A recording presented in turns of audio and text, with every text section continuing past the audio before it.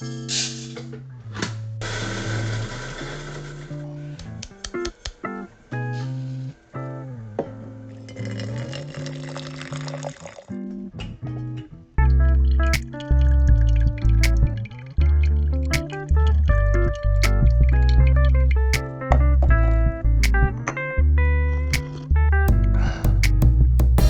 주간에 쏟아진 커피 뉴스 속에서 의미 있는 키워드를 뽑아내 얕은 식견을 가진 패널들이 대담하게 이야기해봅니다. 고품격 커피 방송 커피위크 182회 지금 시작합니다.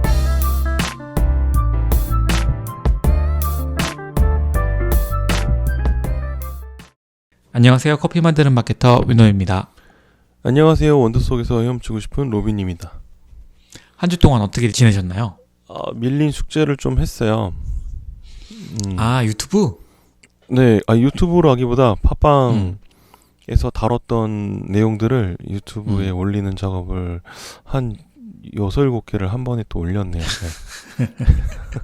그 청춘커피 페스티벌 때부터 좀 바빴어가지고 네.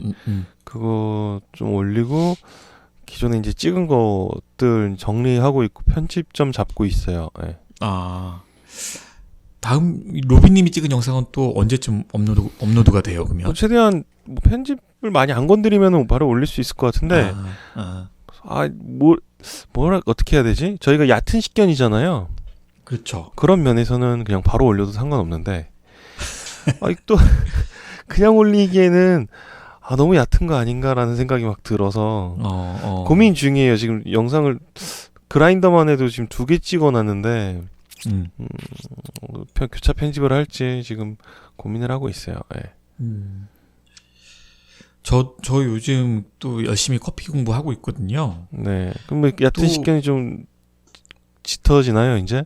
아니, 내가 요즘 내가 너무 얕았구나 이런 생각이 좀 들었어요. 또 완전히 또 바뀌었더라고요. 그건 얕은 게 아니라 많이 바뀌어서 그냥 새로 습득해야 될 것들 다시 알아야 되는 거 아닌가? 저도 프로세싱 방법이랑 도구들도 지금 워낙 많이 나와 있어가지고 그리고 제가 머신도 많이 모르다 보니까 머신 관련된 질문도 꽤 올라오더라고요 요즘. 네. 저는 요즘 브루잉을 하다 보니까 네. 브루잉 쪽의 트렌드라든지 아니면은 브루잉에 대해서 요즘 어떻게 사람들이 접근하고 있는지 이렇게 좀 많이 살펴봤거든요. 그래서 네.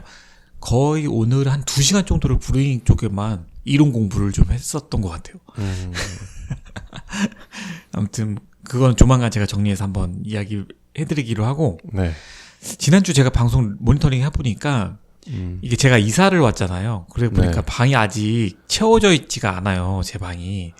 울리나요 많이? 네, 울림이 있더라고요. 그래서 그거 조금 청취자분들 양해를 해주셨으면 좋겠습니다. 네. 저는 이번 주는 특별한 일은 없었어요. 계속 이사 온 짐 정리하고, 그냥 카페 했는데, 거의 한 4일 동안 비가 와서, 또. 눈이 네, 아니라?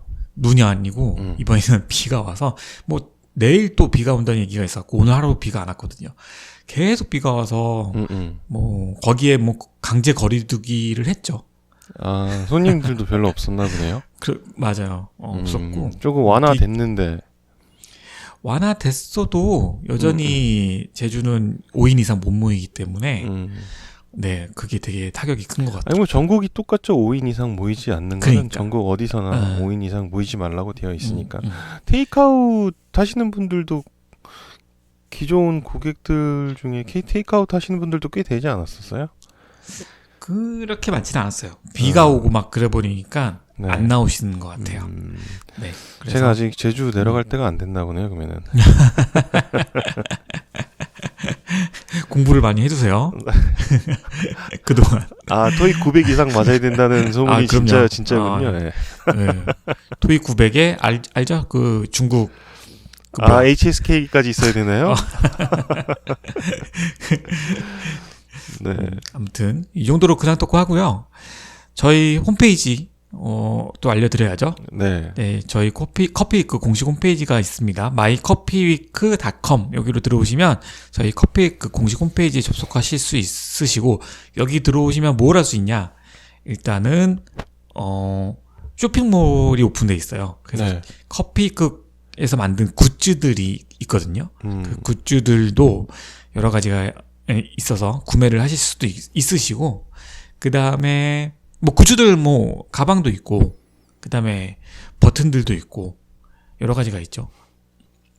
네. 그 다음에 이제 두 번째가 저희가 이제 올해부터 멤버십 제도를 만들었잖아요. 커피위크 멤버십 제도. 그래서 1년 동안 저희 멤버십 회원이 되시면 저희 멤버십 전용 이제 컨텐츠도 기획하고 있는데 전용으로 또 만나보실 수 있으시고요. 또 저희가 지식몰 같은 것도 커피와 관련된 지식들을 계속해서 올릴 거예요. 그래서 그런 것도 먼저 만나보실 수 있으시고, 그래서 다양한 혜택들을 준비하고 있고, 또 멤버십 회원이 되시면 웰컴팩도 나가죠. 네. 저희 굿즈들을 모아둔 웰컴팩도 구성해서 댁으로 보내드리니까요. 멤버십 되시고 저희 커피위크도 후원해 주시고 이렇게 하시면 좋을 것 같습니다. 네. 네. 저희 귤도 커피위크 홈페이지 오시면 또 판매 링크 걸어놨으니까요. 거기서도 구매하실 수 있으십니다. 로빈 그 단톡방 홍보 한번 해주시죠. 네, 저희 커피위크에서 운영하고 있는 카카오톡 오픈 채팅방이 하나 있어요. 커피위크라고 검색하시면 들어오실 수 있는데, 들어오실 때 코드가 7788이거든요. 쉽게 기억하시려면 칙칙폭폭으로 기억하시면 될 것 같고, 들어오시면은 뭐 커피 이야기도 하지만 뭐 사람 사는 이야기들 그런 이야기들로 가득 채워져 있으니까 편하게 들어오셔서 가볍게 커피 이야기 나누시고 일상 대화 나누시면 좋을 것 같으세요. 예. 거기서 뭐 카카오 프렌즈 아이디로 들어오시면 됩니다. 개인 아이디 말고요. 예. 자, 이번 주 제가 조금 빨리빨리 진행하고 있는데 이유가 제가 또 오랜만에 역사편을 준비를 했어요. 네. 그쵸. 제가 뭐 영국, 프랑스 뭐 여러 군데를 했었는데 제가 여기를 안 했더라고요. 그래서 올해는 2021년도 첫 해. 또 여기 또 대통령도 바뀌었잖아요, 이번에. 아, 그럼 거기인가요? 그렇죠. 그래서 네. 제가 미국 편을 미국 커피의 역사편을 준비를 했어요. 열심히 좀 조사를 해봤는데 이게 제가 또 그 틀린 것도 있을 거고, 그다음에 좀 미진한 부분도 있을 거니까 그 부분 다 이해해 주시고, 제가 또 그 댓글이나 이런 걸로 뭐 잘못된 부분 지적해 주시면 또 다음 회 때 정정해서 또 말씀드릴 거니까 편하게 그냥 들어주셨으면 좋겠어요. 이게 제가 준비를 하긴 했는데 길이가 얼마나 될지 몰라서 일단은 뭐 그래도 한 2-30분은 할 거예요. 재밌게 들어주셨으면 좋겠고, 아는 장면이 또 많이 나올 거예요. 그래서 예, 해볼게요 한번. 그 전에 여러분이 따로 하실 얘기는 없으시죠? 바로 시작할 거라서. 아니요, 지금 뭐 시작을 해야 제가 얘기를 알 것 같아요. 그래요. 미국 커피 역사에 대해서 그럼 다뤄주시는 거잖아요. 그러면은 지금부터 언제까지 이제 거슬러 올라가는 건가요? 지금으로부터. 1600년대까지 갈 건데. 아, 롱타임 저거네요. 네. 네. 로빈님은 미국 커피의 역사에 대해서 아는 대로 그냥 미국 혹시 떠오르는 역사라기보다 그냥 제가 그냥 수박 겉핥기식으로 그냥 알고 있던 게 저거 뭐 맥스웰 그거랑 스타벅스 그리고 블루버틀 그리고 뭐 물결 뭐 어쩌고 저쩌고 해서 제3의 물결 뭐 이런 거. 그래서 아메리카노가 또 거기서 또 어원된 거 뭐 그런 것들만 그 짤막짤막하게 알고 있지. 뭐 연대기처럼 앞에서부터 쭉쭉쭉쭉쭉쭉은 없으니까 한번 정리해 주시면은 좋을 것 같아요. 알겠습니다. 제가 오늘 정리할 거는 아까 로빈님 잠깐 하신 것처럼 연대기 형태로 좀 정리를 해봤어요. 미국의 커피 연대기 형태로 정리를 해봤고, 장면을 3가지로 구성을 했거든요. 그래서 커피 씬을 한 3가지 정도로 구성을 해서 여러분한테 말씀을 드릴 건데 한번 해볼게요. 네.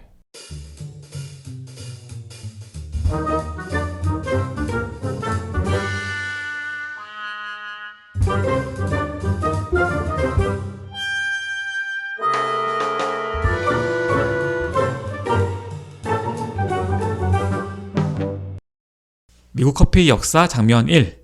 커피의 아메리카 상륙. 1607년 4월에 영국의 탐험가 존 스미스가 미국 최초의 영국 식민지인 제임스타운을 건설을 해요.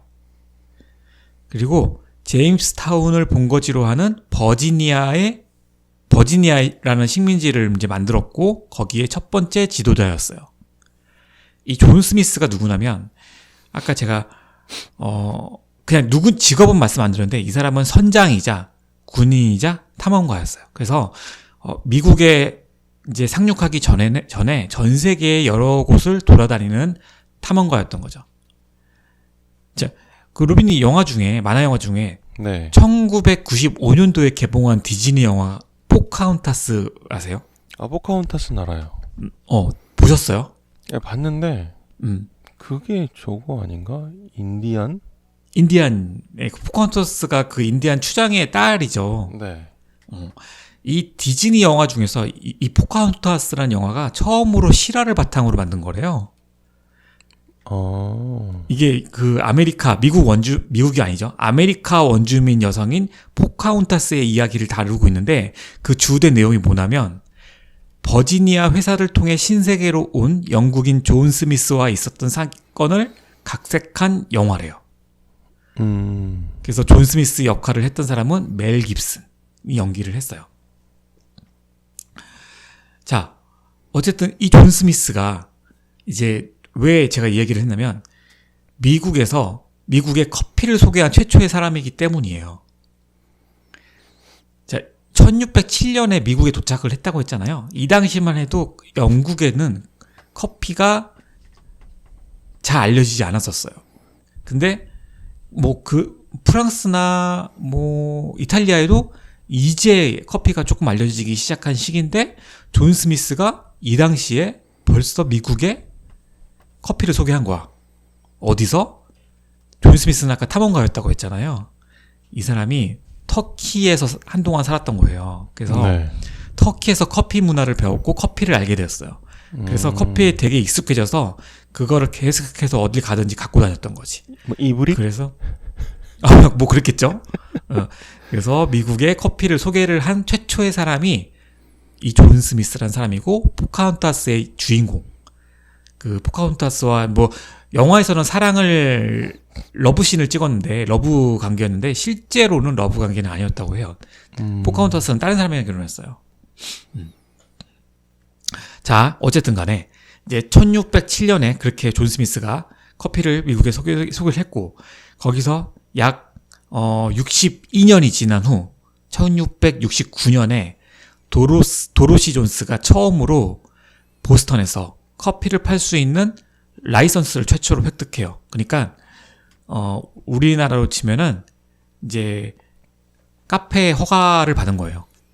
사업자를 낸 거야. 그래서 영업신고증을 받은 거죠.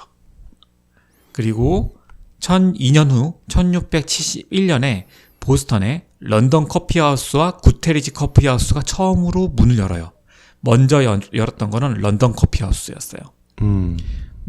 그리고 1683년에 뉴욕에서 커피 원두 시장이 형성돼요. 그래서 이게 오늘날의 커피 선물 시장으로 자리를 잡게 돼요. 그리고 1696년에 뉴욕 최초의 커피하우스인 킹스암스가 오픈을 합니다. 그리고 다시 1년 후 1697년에 보스턴에서 그린 드래곤 커피하우스가 오픈하거든요. 근데 이게 나중에 엄청나게 유명해져요. 요건 제가 좀 이따 얘기를 하고 기억을 하세요. 그린 드래곤? 그린 드래곤 커피하우스. 청룡 커피하우스인가요? 그죠. 아니면 녹색용 이런. 잘 기억하세요. 그 이름. 그 다음에 네. 1700년에 필라델피아에 커피하우스가 오픈을 하고 1730년에 브로드웨이에 익스체인지 커피하우스가 세워졌고 이 익스체인지 커피하우스는 나중에 나중에 아니라 무역센터의 역할을 하게 돼요. 이 익스체인지 커피하우스는 그 다음에 나중에 머천트 커피하우스에 합병이 돼요.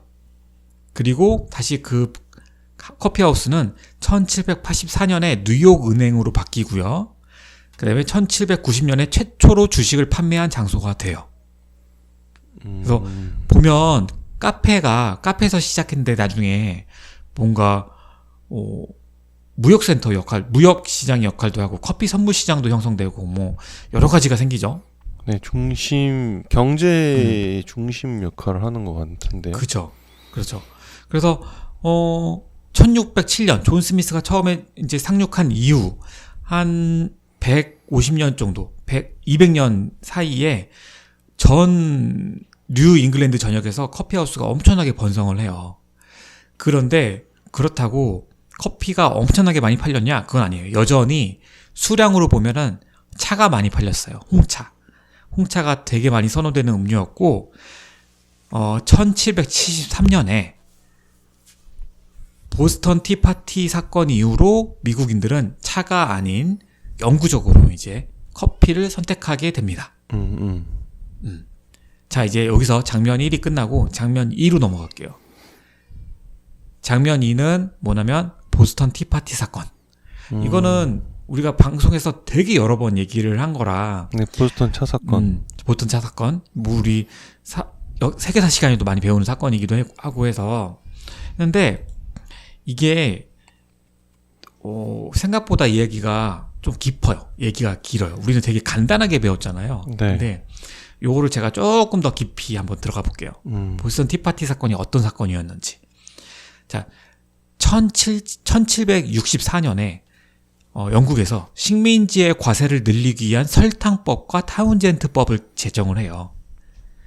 이거는 이제 그 식민지로 가는 뭐 여러 가지 물품들 있잖아요. 거기에 이제 과세를 늘린다 해서 식민지로부터 세금을 더 늘리기 위한 조항이에요.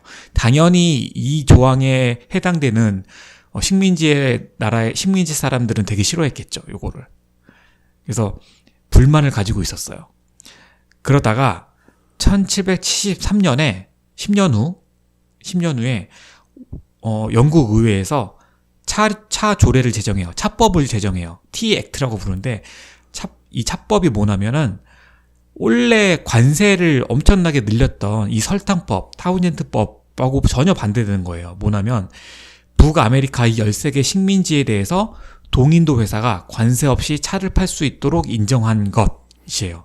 그러니까 동인도 회사가 이제 관세가 없는 거예요. 빵이 되는 거예요. 관세가 조금이라도 있는 게 아니라 0이 돼 버리는 거예요. 이 정확한 영국 의회가 채택한 이 차법의 긴 제목이 뭐냐면, 이게 정확하게 말씀드리면 영국령 미국 식민지 또는 농장 모두에 대한 차 수출에 대한 관세 인하를 허용하는 법, 동인도 회사가 무관세로 수출하는 것에 대해 재정위원회가 면허를 부여할 권한을 주는 법. 자, 이게 이제 제목인데, 이걸 통해서 어떤 게 가능해졌냐면, 원래는 어떤 게 있었냐면 관세가 되게 높았잖아요, 미국에. 네. 홍차나 이런 것들이. 그러니까 밀무역이 성행을 했어요. 밀무역 업자가 엄청나게 성행을 하니까 사람들은 영국에서 사온 홍차를 안 마시겠죠, 당연히. 네. 당연히 밀수입, 그러니까 뭐 네덜란드나 스페인 사람들이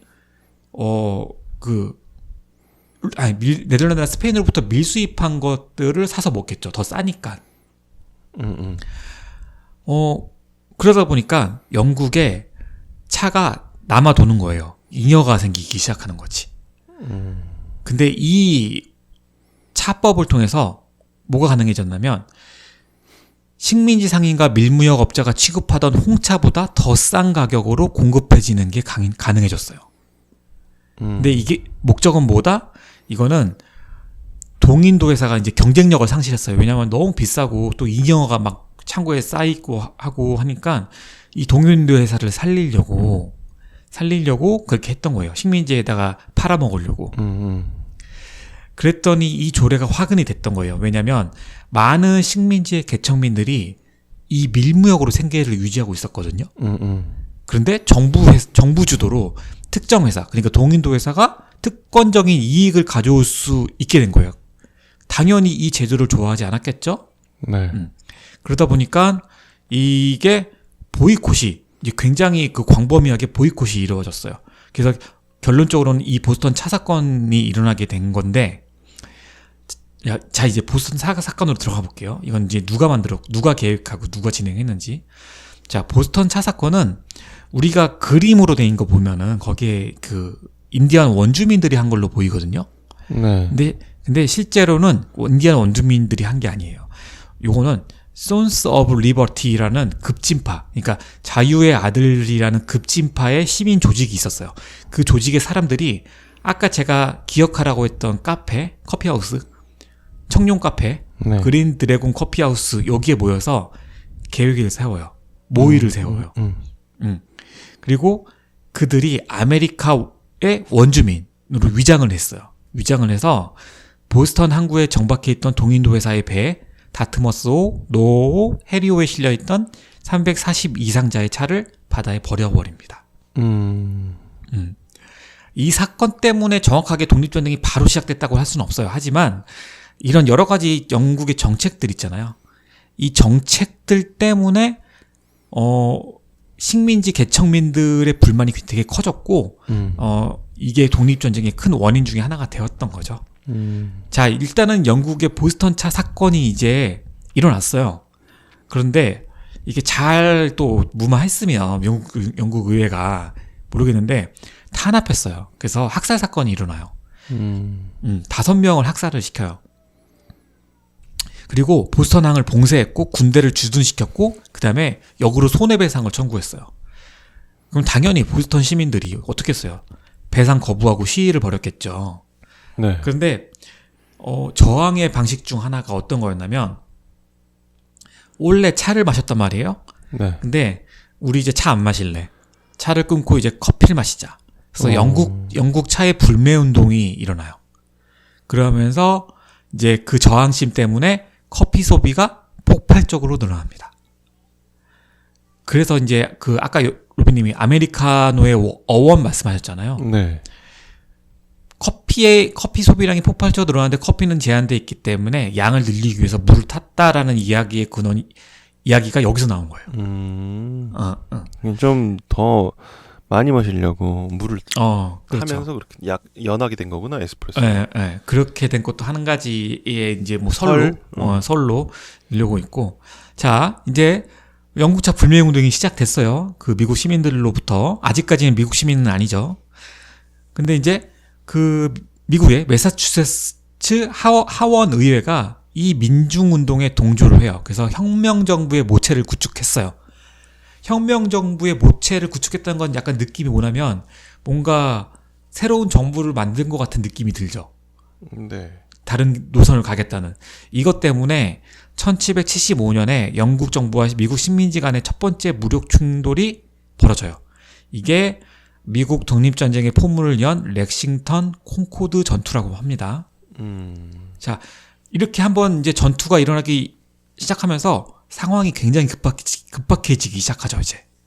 그러다가, 아까 제가 뉴욕에, 머천트 커피 하우스라고 말씀을 드렸었어요. 네. 그게 있었다고. 이 머천트 커피 하우스에서 계속해서 대중 집회가 열렸어요. 대중 집회가 열리면서 뭐 독립에 대해서 막 얘기를 하고 막 그런 논란이 일고 했었겠죠? 그러면서 뉴욕의 재력가들이 이 독립전쟁을 후원하기 시작했고 머천트 커피하우스에 지식인들이 모였고 13개의 식민주를 통합해서 미 합중국을 세우자는 제안서를 작성해서 보스턴에 아까 그 혁명정부의 모체, 그 혁명정부로 발송을 했습니다. 그래서 이 머천트 커피하우스에서 그 논의가 일어났다는 거, 그리고 제안서, 미합중국을 세우자는 제안서를 작성한 곳도 이 머천트 커피하우스였다는 거, 되게 의미가 있다고 생각을 하고요. 네. 나중에 이제 전쟁에서 승리하고 미국이 독립을 하게 되잖아요. 미합중국 초대 대통령 조지 워싱턴의 환영 행사도 여기 이곳 머천트 커피하우스에서 열려요. 어마무시한 곳이죠, 이 머천트 커피하우스. 네. 1775년 5월에 식민지 대륙회의가 열렸고 조지 워싱턴을 총사령관으로 임명하고 영국을 상대로 독립을 선포를 했습니다. 그래서 미국 독립전쟁이 이제 본격화된 거죠. 나중에는 이 조지 워싱턴이라는 인스턴트 커피도 생겨요. 이름이 조지 워싱턴이야. 인스턴트 커피가. 자, 벤자민 프랭클린 얘기도 해볼 건데, 이 벤자민 프랭클린 누구냐면, 독립선언문의 기초를 만들고, 그 다음에 13개 주의 단합과 독립 의지를 이끌어서 최초의 미국인이라는 영예로운 호칭을 얻은 사람이에요.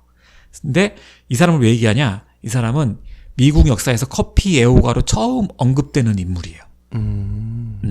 이 사람은 이제 보스턴에 런던 커피하우스라고 있었잖아요. 그 보스턴에 있는 런던 커피하우스에서 정치 모임을 되게 자주 열었고요. 계몽사상과 자치의식을 퍼뜨렸어요.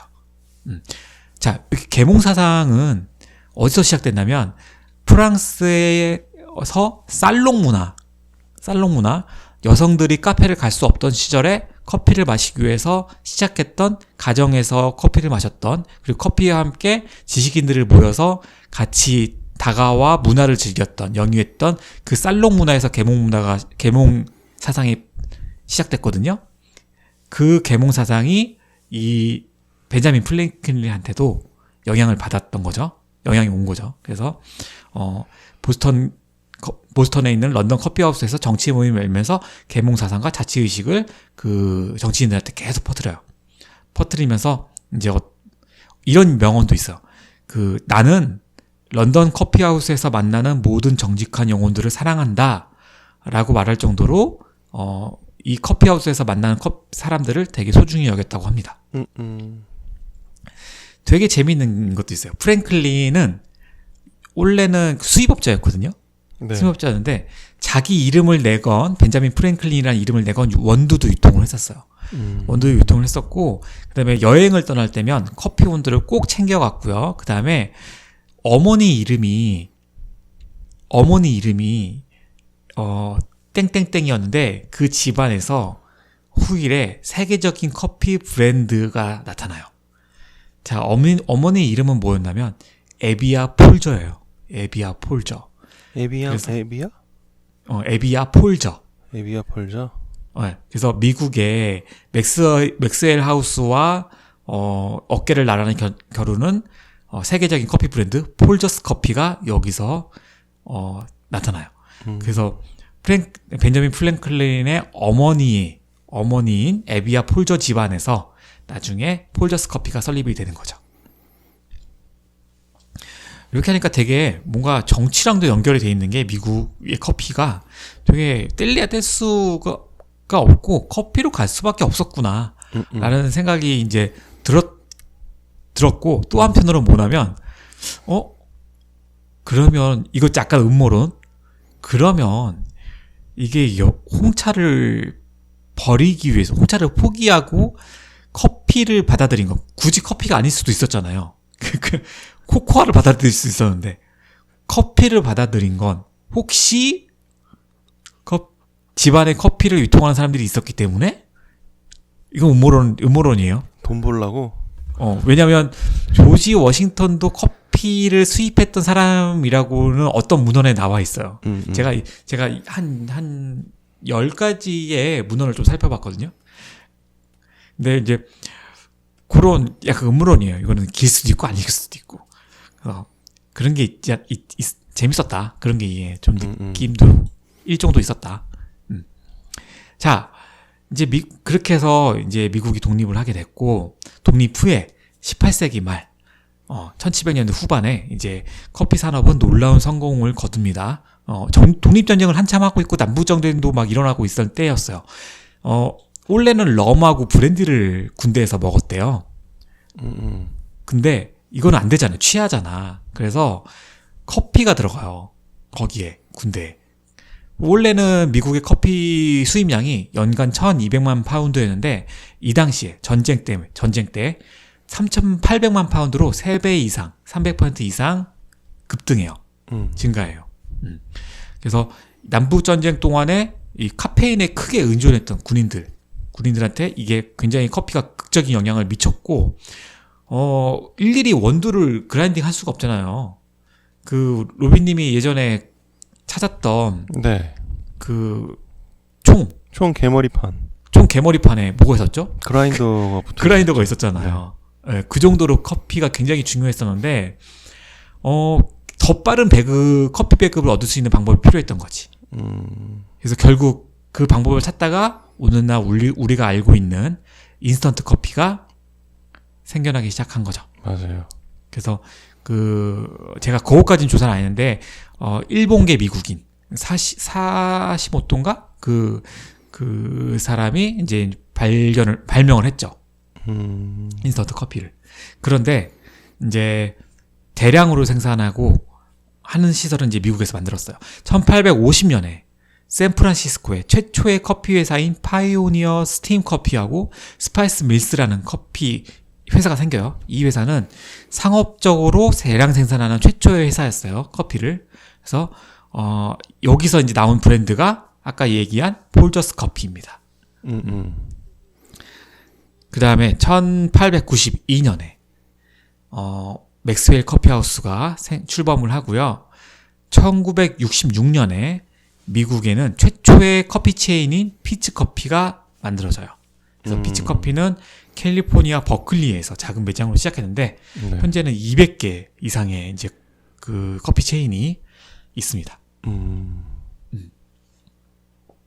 자, 1971년으로 넘어가 볼게요. 1971년에는 스타벅스가 시애틀에 있는 파이크 플레이스 마켓에서 공식적으로 문을 열어요.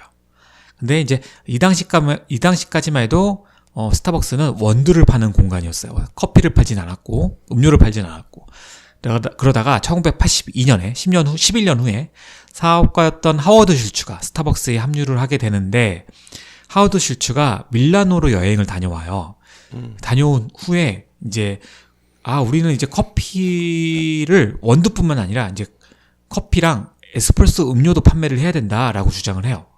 그런데 창업주들은 의견에 반대를 해요. 왜냐하면 음료 시장에 진출하는 거는 당시에 스타벅스 핵심 사업에서 벗어나는 거였고요. 그 다음에 커피는 집에서 먹는 거지. 집에서 만들어 먹는 거지라고 생각을 했기 때문이래요. 그래서 이제 그 당시에는 못했다가 하워드 슈처가 퇴사를 해요. 퇴사를 하고 카페를 오픈하다가 언젠가 내가 스타벅스를 인수하겠어 라고 얘기를 하고 이제 퇴사를 하거든요. 그러다가 정확히 5년 후에 1987년에 스타벅스 창업자들은 스타벅스를 하워드 슐츠한테 매각을 합니다. 매각을 하고 이후에 커피 전문점으로 바꾸게 되죠. 그래서 1996년에 일본 도쿄 매장을 오픈했고 1998년에 영국, 그다음에 한국, 그다음에 오늘날에는 뭐 전 세계 뭐 없는 데가 없죠. 거의 한 2만여 개 매장에서 스타벅스 커피가 판매 중에 있습니다. 이렇게 해서 이제 어떤 1960년대까지 제가 뭐 스타벅스는 이제 오늘날까지 이야기했지만 60년대까지의 이제 커피 씬을 얘기를 해봤어요. 보스턴 티파티 사건부터 지금까지 이제 커피가 어떻게 해서 미국이 커피를 마시게 됐는지에 대한 얘기까지 해봤고, 네. 이제 장면 씬으로 넘어가 볼게요. 장면 3. 예. 스페셜티 커피. 자, 여기까지 좀, 로비님, 좀 느낀 점, 우리 좀 얘기 좀 해볼까요? 로비님, 여기. 미국의 커피 씬에 대해서. 뭐, 미국의, 모든 커피가 다 그렇지만 다 유럽 사람들 통해서 전파가 막 되고 있는 뭐 이런 얘기도 있어요. 그 미국이 커피를 택했던 이유 중에 또 하나가 홍차를 가져오려면 배를 타고 가져와야 되는데 네. 그 당시에는 멕시코 뭐 중남미 이쪽은 배를 타고 안 와도 가져올 수 있었기 때문에 그 운송 기간이 짧고 당연히 비용도 줄어들었겠죠. 그래서 그런 것 때문에 이제 커피를 택한 것도 있다라는 얘기도 있어요. 교통이 발전하면서 이제 밑에서도 재배되는 걸 가지고 올라오는 거네요, 그러면은. 그렇죠. 이제 붙어 있는 멕시코에서는 그냥 육로로 가져올 수 있으니까 그래서 이제 그런 것도 있었고, 그다음에 아까 그 아메리카노의 어원에 대해서 또 이야기를 네. 잠깐 했었는데 또 한 가지가 있어요. 뭐냐면 식민지 시절에 이제 미국의 노동자들이 이탈리아로 일하러 많이 떠났대요. 광산이나 이런 데로. 그런데 미국에는 커피가 부족하니까 항상 이제 주전자에다가 물을 가득 넣고 거기에 이제 커피 원두 넣고 해서 이제 보리차처럼 마셨던 거죠. 그래서 그렇게 이제 마시는 게 습관이 됐었는데 이탈리아 가니까 커피가 너무 진하잖아요. 그렇죠. 에스프레소처럼. 그러니까 거기에 물을 타서 마셨던 게 이제 그 미국 노동자들의 어떤 문화였는데 그걸 보고 이탈리아 사람들이 이제 미국인들이 마시는 커피들이었고 아메리카노라고 부르기 시작했다라는 설도 있어요. 이름이 붙은. 그래서 그런 설도 있다. 그 서민 음식 같은 거네요. 그렇죠. 그 뭐 뭐라 그래야 돼? 그 소 뼈다귀 조금 가지고 엄청나게 계속 우려 먹는 거랑 비슷한 것처럼. 그렇지. 그렇게 되는 거지. 그것도 좀 신비성이 설이 괜찮은데요, 그것도? 저는 그것까진 몰랐었거든요. 보통 우리가 이제 카푸치노도 그렇고 다 뭔가 이렇게 놀리는 단어에서 시작한 거죠. 네, 카푸치노도, 저도 이탈리아 그쵸? 사람들이 미국 거다. 그거는 커피가 아니다라는 식으로 해서 좋지 않은 말로 시작했다고 어디서 본 것 같은데 그게 그렇게 될 수도 있겠네요. 예. 그렇죠. 그래서 그렇게 나와 있는 책도 있고 뭐 정확하지는 않으니까. 그렇죠. 이게 뭐 설이다 보니까. 예. 그래서 그다음에 미국 커피 역사는 한국하고는 좀 다르게 한국이나 뭐 이런 다른 나라들은 정치보다는 그냥 그 자체의 커피의 발전사. 우리나라 같은 경우는 제가 뭐 다방 문화도 얘기했었고, 그죠? 그 다음에 6.25 전쟁, 그리고 그걸로 인해서 다방이 조금 그런 문화의 중심지 역할을 했었고, 그러다가 이제 미국 커피가, 우리는 커피 수입 금지였으니까. 그래서 미국 커피가 이제 들어오다가 뭐 거기다가 커피 양이 부족하니까 뭐 달걀 찌꺼기나 단백질을 넣어서 이게 사건이 나서 신문에 대문짝이 나니까 이제 우리나라 정부에서 커피 회사를 하나 만들자 해서 뭐 동서식품 만들고 이렇게 이런 식으로 이제 좀 연결이 되잖아요. 근데 미국은 전체적으로 정치와 연결이 돼 있어요. 커피가 아무래도 그 보스턴 티파티 사건이 가장 그 영향을 크게 끼쳤기 때문에 그런 걸 수도 있을 것 같고. 근데 이제 장면 3로 한번 넘어가 볼게요. 네. 이제 장면 3로 한번 넘어가 보면 장면 3 제가 정리한 부분은 스페셜티 커피예요. 스페셜티 커피는 워낙에 유명한 부분이라서 요거는 제가 짧게 준비했어요. 그래서 오늘은 딱 이 정도만 하고 끝내도록 하겠습니다. 1974년에 TN 트레이드 저널에 인터뷰가 하나 실리는데 노르웨이에서 미국으로 이민 온 크누첸의 인터뷰가 실렸어요. 이 인터뷰에서 자신이 판매하던 셀레베스의 칼로시, 에티오피아의 예가체프, 예멘의 모카를 지칭하는 용어로 스페셜티 커피라는 신조어를 사용을 했던 거죠. 그러다가 1978년 프랑스 몽트르에서 열린 세계 커피회의 기조 연설에서 스페셜티 커피라는 용어를 공식적으로 사용을 했어요. 그러면서 이제 스페셜티 커피 열풍이 불러일으키기 시작을 한 거죠. 스페셜티 커피라는 용어가 이제 미국에서 시작을 된 거기 때문에 제가 이제 미국의 커피 씬에 넣은 거고요. 이 당시만 해도 그 크누첸이 판매했던 원두는 굉장히 고가의 원두였어요. 그렇기 때문에 스페셜티 커피라는 용어를 매칭했던 것 같기도 해요. 물론 스페셜티 커피는 꼭 그런 용어의 뜻을 가지고 있지 않죠. 그건 제가 이따가 설명을 좀 해드리고. 근데 1975년에 남미에 남미에 서리가 내려요. 엄청나게. 뭐 이른바 검은 서리라고 불리는 이제 혹한이 이제 발생하는데 그것 때문에 브라질에 있는 커피 나무의 절반 이상이 다 죽었대요. 그러면 당연히 커피 가격이 급상승하게 되겠죠. 그렇죠. 그러다 보니까 저가 커피와 그러니까 저급한 커피와 고급 커피의 그 가격 격차 폭이 되게 줄어들게 된 거예요. 그러면 사람들이 이제 돈을 조금만 더 쓰면 정말 맛 좋은 커피를 살 수 있다는 사실에 눈을 뜨기 시작을 한 거죠. 그리고 그 커피는 매장을 직접 운영하는 박식하고 열정적인 로스터와 이야기를 나눌 수도 있고 원산지별, 로스팅별 차이도 설명해 주기도 하고 그 다음에 커피에 대해서 여러 가지 지식들을 이제 알게 되기 시작하는 거예요. 그러면서 이제 1980년대에 스페셜티 커피가 미국의 동부와 서부 연안 대도시들을 중심으로 확산이 돼요. 확산이 되고 이제 시골 지역까지 파고 들어가게 됐어요. 1980년대.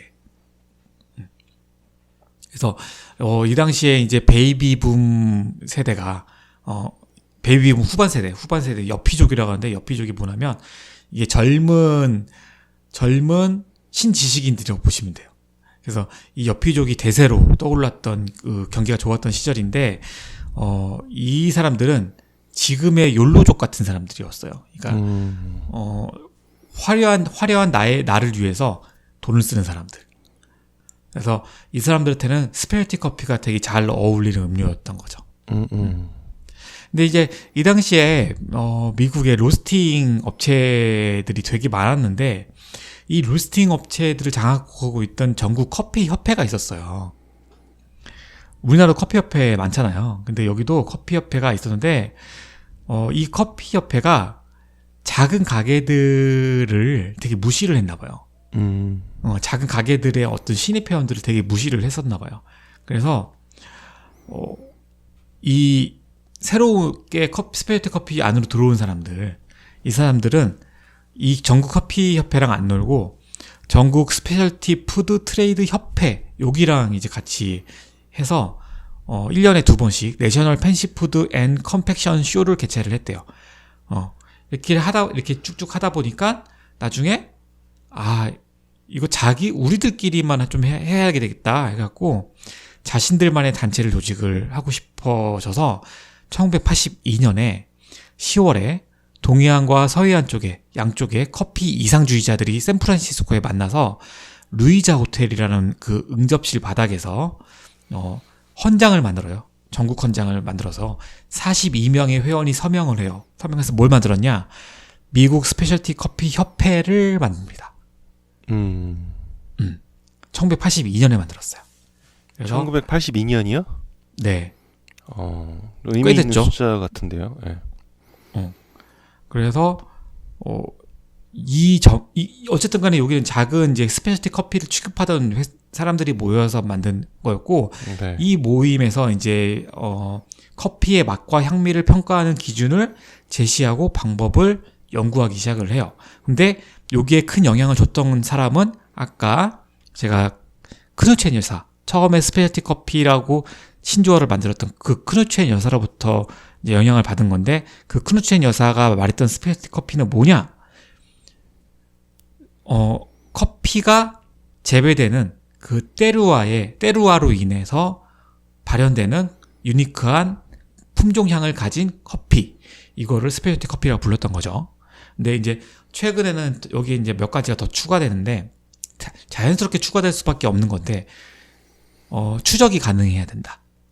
두 번째는 추적 가능한 커피. 그러니까 뭐 조합에서 만들어서 오는 가공해서 오는 커피가 아니라 어느 농장의 몇 번째 랏에서 우리가 역으로 추적할 수 있어야 되는 거죠. 이런 추적 가능성이 있는지 이것도 따지고 있고, 요즘은. 그다음에 또 하나 따지고 있는 거는 이제 지속 가능성에 대한 문제죠. 또 농장주도 먹고 살고 로스도 먹고 살고 카페도 먹고 사는 이런 지속 가능성에 대한 문제, 그 다음에 환경 문제까지 같이 포함되는 거죠. 그래서 이걸 토탈로 해서 우리는 현재 커피를 제1의 물결, 제2의 물결, 그 다음에 현재는 제3의 물결이라고 지칭하고 있는 거죠. 그 안에 스페셜티 커피가 있는 거고. 그죠? 이렇게 해서 이제 제가 그 미국의 커피 역사를 크게 커피의 상륙부터, 그 다음에 커피의 이제 발전, 보스턴 티파티 사건으로 인해서 미국이 커피를 받아들이게 된 계기, 그 이후의 발전사, 그 다음에 이제 스페셜티 커피까지 얘기를 해봤어요. 이렇게 정리를 하고 나니까 제가 느꼈던 건 뭐냐면, 뭔지 모르겠지만 미국이 뭔가 커피의 큰 흐름을 가져가고 있구나라는 생각이 드는 거지. 왜 이런 걸 많이 느꼈잖아요. 우리나라에서 뭔가 만들면 이게 표준이 안 되고 미국에서 뭔가를 하면 그게 막 우리나라가 더 잘 하는데도 불구하고 표준이 바뀌는 것 같은 표준이 되는 그런 느낌 받았는데 전체적으로 뭐 어쩔 수 없죠. 큰 나라가 그렇게 하는 큰 거니까. 흐름으로 봤을 때도 그게 있었던 거지. 그런 느낌들이. 그래서 그런 부분이 그렇게 보니까 되게 재밌더라고요. 그러니까 제가 이렇게 정리를 해봤는데 미국 커피 역사를 이렇게 정리를 세 꼭지로 정리를 해주셔서 그런지 몰라도 그냥 제가 개인적으로 느끼기에는 단조롭다는 느낌이 드네요. 아까 말씀하신 것처럼 굵직굵직한 것들 일단 미국 커피 역사의 흐름에 뭐 다른 나라들이 다 커피들이 다 끼어 있긴 할 것 같긴 한데 그 첫 꼭지 바로 이전에는 유럽 뭐 그 이슬람 그쪽에서 시작됐다고 치면은 전 세계적으로 봤을 때는 그 이후에는 이제 미국에서 주도하는 게 이제 트렌드가 되는 느낌? 그러니까 그때는 커피가 작았지만 지금은 좀 커진 느낌. 뭐 주무르고 있잖아요, 미국이 어떻게 보면은. 네. 그렇죠. 뭐 푸어오버라는 것도 원래 유럽 쪽이랑 일본 뭐 이런 쪽 같은 경우에는 원래 시도 안 했던 방식 아닌가요, 그게? 모르겠어요. 저 아직 그것까지는 조사를 안 해봤어요. 유럽에서는 하고 있었을 거예요. 근데 푸어오버라고 부르지는 않았을 것 같겠죠. 일단 그걸 대중화 시킨 게 미국 아닌가? 그렇죠. 그냥 제가 생각하기에는. 그래서 그런 것처럼 최근 보면은 트렌드를 미국이 또 확 휘어잡고 있는 느낌이 들어요. 커피 광범위하게. 예. 그리고 제품들이라 그래야 되나? 뭐 브루잉 머신 뭐 이런 것들도 미국에서 출시되는 것들이 지금 두드러지게 뭐 펠로만 해도 미국 거 아닌가요? 모르겠어요. 펠로 그라인더? 뭐 그게 미국 거로 저는 알고 있는데 아닌가? 어디 거지? 미국 걸로 알고 있어요, 저는. 네. 뭐 그런 것처럼 되게 트렌드한 제품들이 많이 나와서 아니면 또 제가 또 그걸 좋아해서 그게 트렌드하게 보이는 걸 수도 있는데. 자, 이제 제가 마무리를 한번 해볼 건데, 미국은 이제 나라가 역사가 깊진 않잖아요. 불과 뭐 한 200년 조금 넘은 그런 나라인데, 제가 시작을 1600년 초부터 했단 말이에요.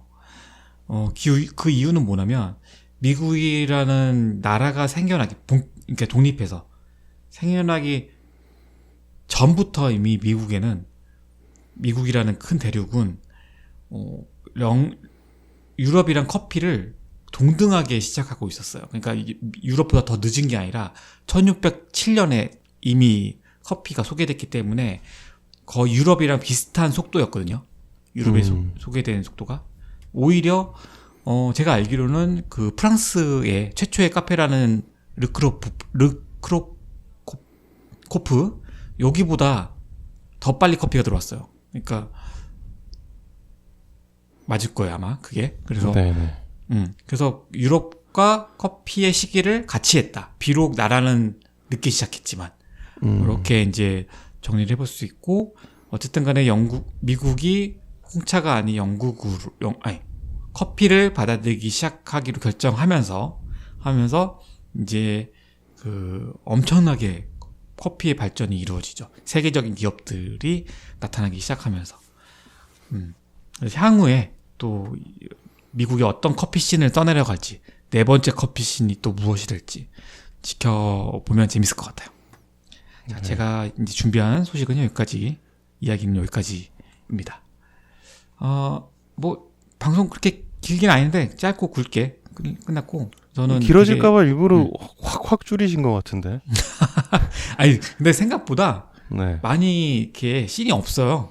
그러니까 뭐 일일이 뭐 어느 주에 무슨 카페가 처음 생겼고 이런 것까지 얘기할 필요는 없잖아요. 그래서 꺼집어내면 또 디테일하게 다룰 수 있는 것들이 많을 것 같은데, 근데 가만히 생각해 보면 아까 뭐 스페셜티도 그렇고 보스턴 차 사건도 그렇고 중간중간 등장하는 키워드들이 옛날에 꼭지로 한 번씩 윤호님이 다뤘던 부분들이 꽤 있어요. 맞아요. 그래서 개별로 다룬 적은 많죠. 그것들을 이어붙이는 작업을 하면은 엄청나게 길어질 것 같은데 그러자니 또 1시간 안에 또 소화하기 힘들 것 같고 그래서 약간 썸머리 하는 형태로 하신 것 같은데.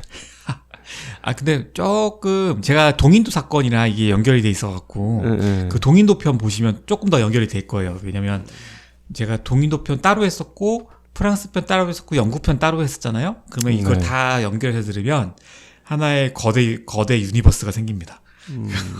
다 연결되니까. 자, 그렇게 마무리를 할게요. 자, 오늘은 제가 이제 미국 커피 역사를 준비를 했고요. 또 다른 커피 역사도 제가 준비 중에 있어요. 그래서 그것도 올해 또 들려드릴 수 있도록 하겠습니다. 네. 자, 로비님 뭐 마지막으로 한마디 해주시죠. 명언. 이거는 제가 며칠 전에 그 레리 킹 자꾸 하셨죠? 네, 돌아가셨어요. 그래서 내용 보다가 커피 관련된 거 어떻게 보면 커피 묻어 있어서 가져온 거긴 한데 이런 말씀을 하셨더라고요. 마케팅 단어예요. 어떻게 보면 토스터기를 팔면서 빵 굽는 정도를 균일하게 유지해준다는 특수한 마이크로칩이 기계에 들어갔다는 개소리는 하지 마라. 토스터기를 만들고 싶은 사람이라면 알리고 싶은 자신만의 기술이겠지만 그딴 소리는 아무 의미가 없고 대신에 갓 구운 빵과 버터, 모락모락 김이 나는 향기로운 커피를 차려놓은 너의 식탁을 떠올리게 만들어라. 네, 레리 킹이 이런 이야기를 하셨다고 하더라고요. 너무나 멋진 이야기네. 네. 맞아요. 그래야 됩니다. 그래서 자꾸 하셨지만 뭐 평안히 쉬시고 코로나로 또 돌아가셨다고 하더라고요. 그러니까요. 참. 자, 저희는 여기까지 하고요. 다음 주에 또 재밌는 이야기로 찾아오도록 하겠습니다. 네, 고생하셨습니다. 수고하셨습니다.